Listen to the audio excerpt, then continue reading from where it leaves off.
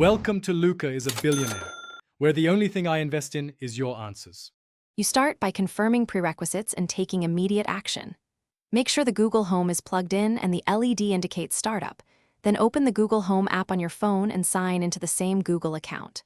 Once done, verify your phone's Wi-Fi matches the network you'll use for the speaker. 2, 4 GHz or 5 GHz, because mismatched networks block discovery. Now, move to the app's device setup prompt and tap Add to begin pairing. Once the app detects your device, grant any location or Bluetooth permissions so scanning succeeds. The app needs those to find the home on your LAN. When you see the device, confirm the chime or sound that proves it's the right speaker, then give it a name and assign a room. This helps voice commands later. Next, select your Wi-Fi network and enter the password. Make sure to accept Google services and set language and voice match options. So finish by linking streaming accounts and testing a few voice commands to ensure audio and responses work. Say, "Hey Google, play jazz" to validate.